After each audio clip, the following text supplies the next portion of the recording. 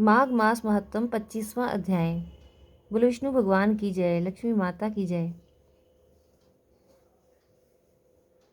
पिशाच कहने लगा कि हे मुनि, केरल देश का ब्राह्मण किस प्रकार मुक्त हुआ, यह क्या विस्तार पूर्वक कहिए। देवद्युति कहने लगा कि केरल देश में वासु नाम का एक तेज पारंगत ब्राह्मण था।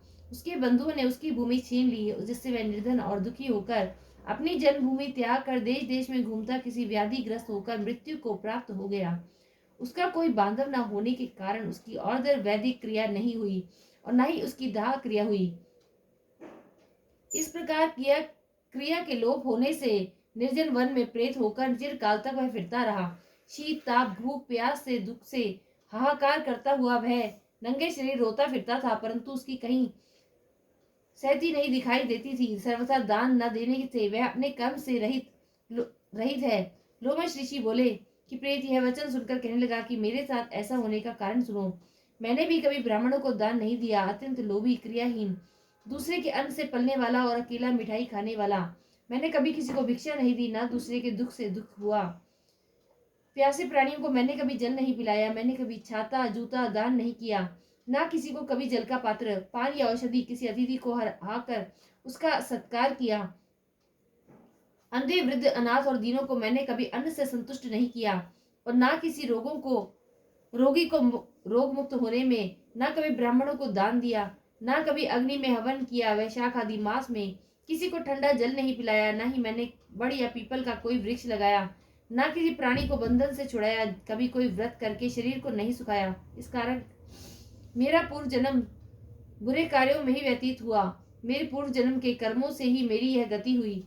इस वन में व्याघ्र, भेड़िए से बचा हुआ मांस तथा जंतुओं के खाने से गिरे हुए फल, वृक्षों पर लगे हुए सुंदर फल तथा झरने का सुंदर जल सभी मिलते हैं, परंतु देव इच्छा से मैं कुछ भी नहीं खा सकता।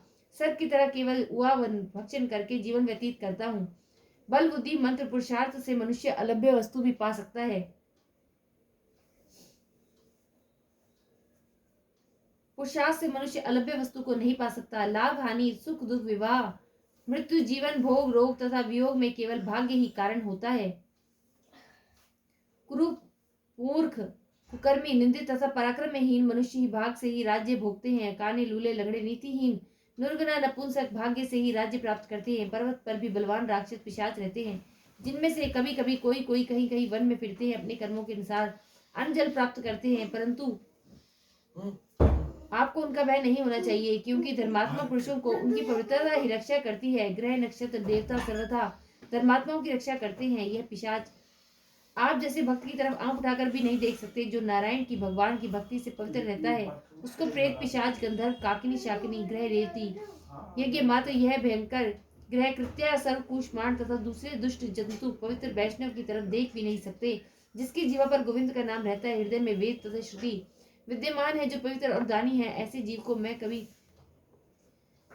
कोई भय नहीं हो सकता। हे ब्राह्मण, इस प्रकार कर्मों का फल भोगता हुआ यहाँ रहता हुआ ऐसा सोचकर मैं शोक नहीं करता। एक बार मैं ज्वालिनी नदी के किनारे पर गया, जहां पर मैंने घूमते हुए सारस के वचनों को सुना था।